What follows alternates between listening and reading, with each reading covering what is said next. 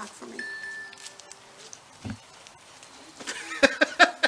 Hello. Hello. 1, 2, 3. Testing. Okay. Okay, go. Hey, this is Randy from Mountain Air Farms. This is our other little project we started. I'm closing in my garage. It's been open forever. It's just been a shed. We've added onto it, put the carports on, and added stuff for wood, and put the tractor in the dry and all the implements in the dry. But we're just using the rough cut lumber. I framed it in with 4x6 cedar posts for the doorway and everything, and overhead. And I'm going to stain it when I get it done. It's going to be the black stain like that. So it'll all be black across the front. I'll have to let it dry out a little bit first. I've still got to cut a 2x6 to run across, so my track, it's going to have slider doors on it. So I've got to cut all that lumber, 2x6 and stuff, and I've got to cut my battens because there'll be a board. It'll be board and batten is what it's going to be finished out like. But that's about all it is. But that way it'll be covered or closed in. All right, how'd you make your stain? Because that's not a typical stain. No, that's, I used to have a diesel truck and I saved all the diesel oil when I changed it. And diesel oil, when you change it, it's just black. And I take that and mix it half and half.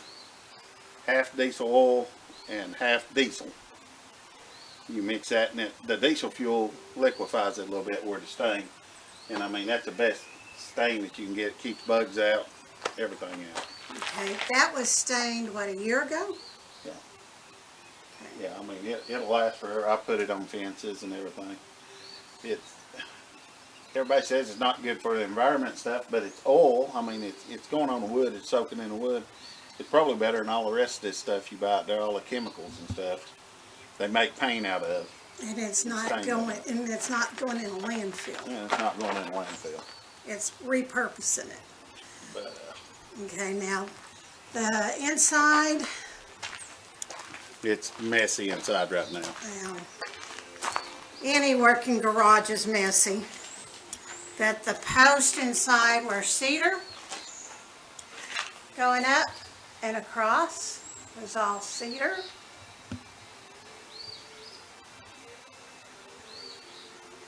Okay. And then you're putting slider barn doors, so there'll be 2 barn doors going across. Yeah.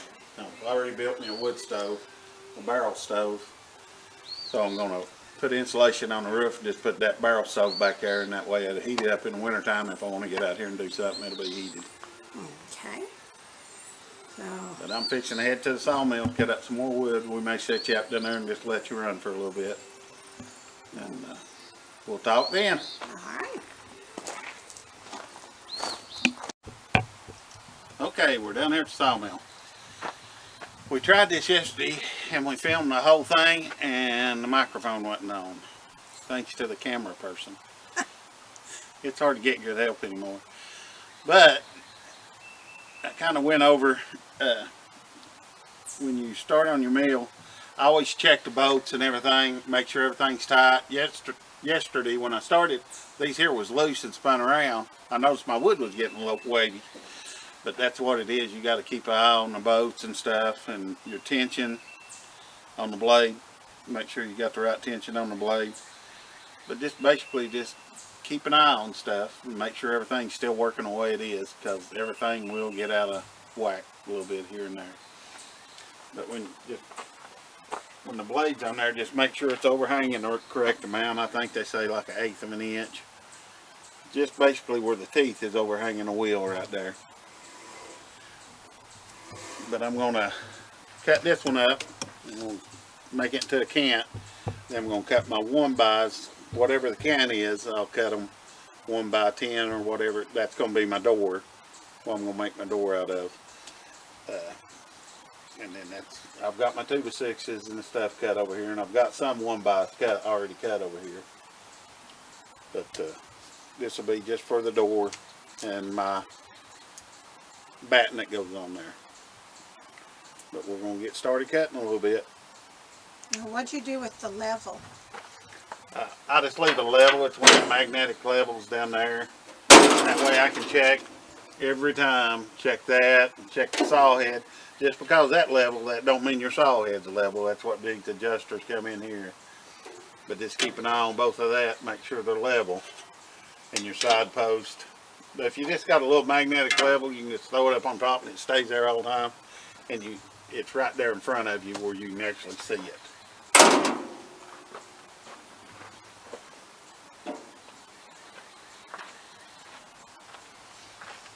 Now, when you're talking about a cant, you're talking about the square log, correct? Yeah, the heart of the log, whatever. When you slab it off and get it down to a square log, that's a cant. Okay. So a cant will vary in size depending on the size of your log. Yeah.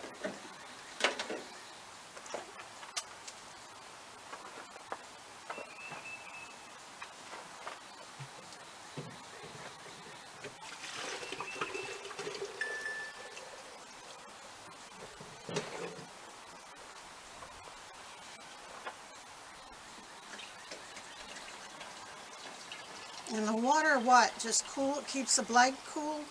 Yeah, water keeps the blade cool. Keeps it lubricated going through there.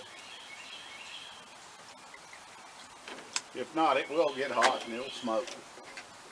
Because I forgot to turn the water on a time or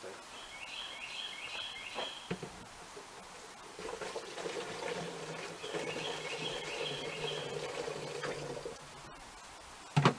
You will run a few blades.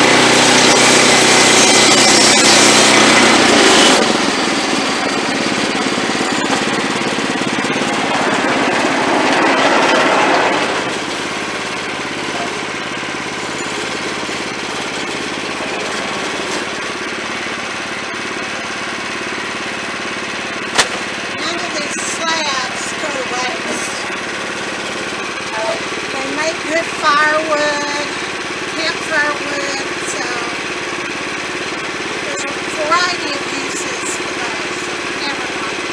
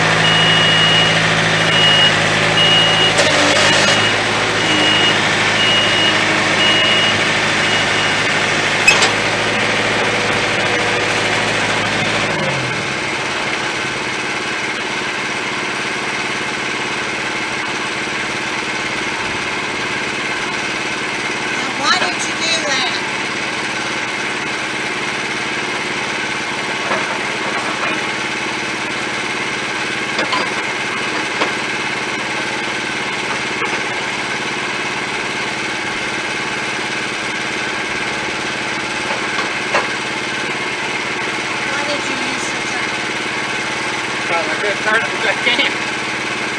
It's a big log. And the tractor's a whole lot easier than my basket.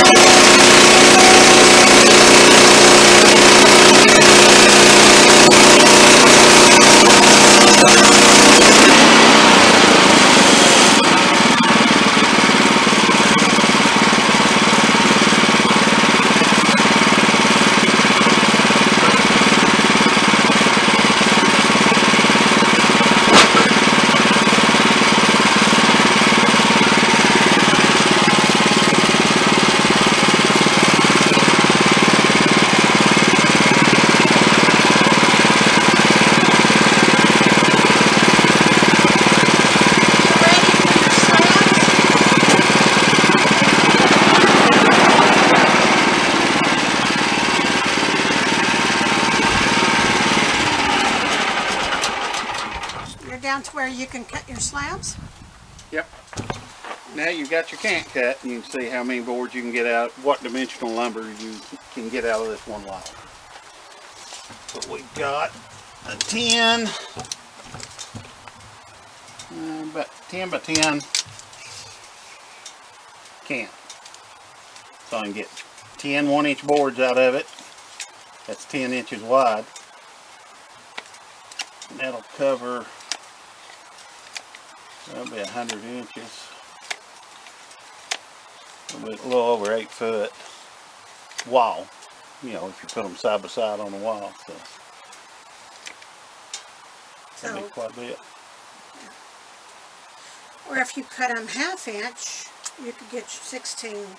Yeah, but this is going to be the door, so I want it made out of heavier stuff than the 1/2 inch. Okay. So that way it's not going to be screwed in anywhere. It'd have more of a tendency to warp. And the 1/2 inch stuff would warp because it wouldn't be strong enough to hold up. So I'm cutting these 1 inch. Okay. Now, are you going to mark the inches, or are you going to use your? I'm going to try to use my scale. Okay. Now, So you can just drop your blade. What he's talking about is this scale right in here. You drop your blade down to the top of the log, and you're at 10 inches. It's on the 10-inch mark right there.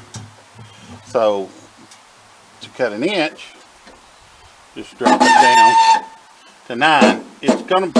It'll be about won't be a full inch board. It'll be like 7/8 because your blade comes out of it.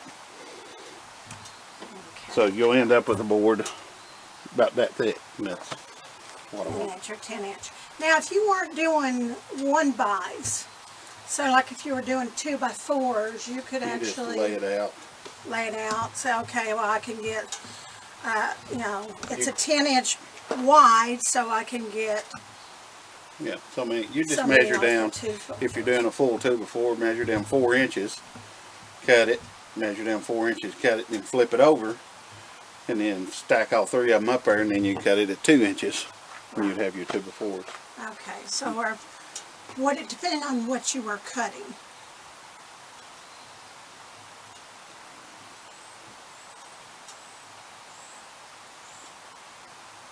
You get about 18 2x4s out of that. Okay. So just depending on what you've got to order, what your order is, what you got to cut. Now this is our personal order, so we got to cut what we need.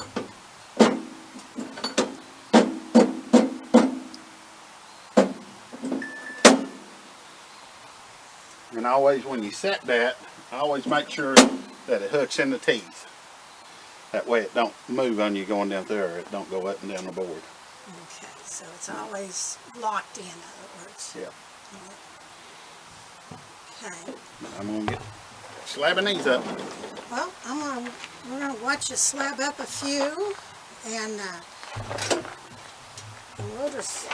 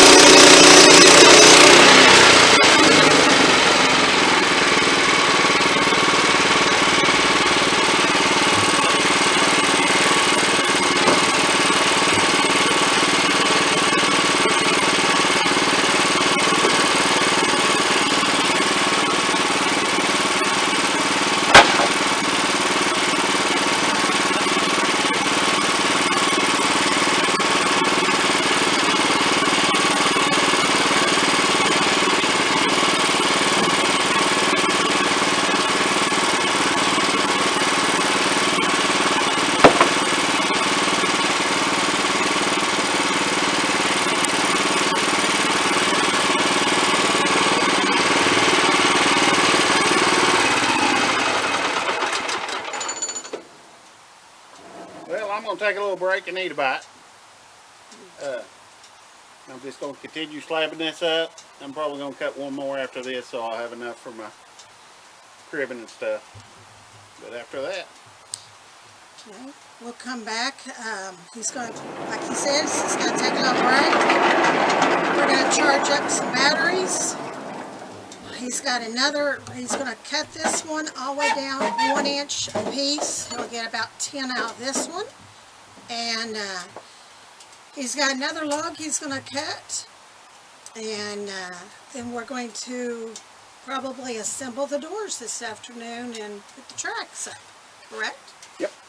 So we'll come back when we're assembling the doors and putting the tracks up, and you'll see the finished product, you know, of the closing in of the garage. So we're going to close for now, and we'll talk to you soon.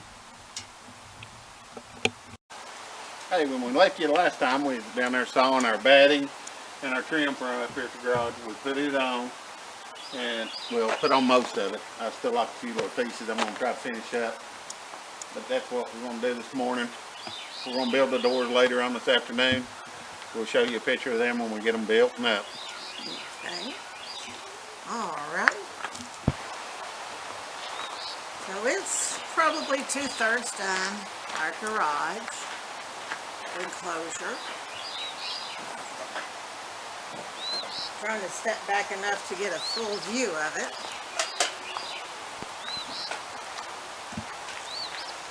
Alright.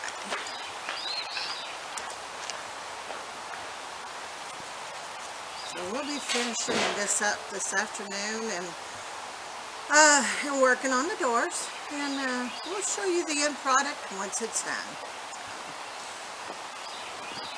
As always, remember, we love you. God loves you. Y'all have a blessed morning. Thank you.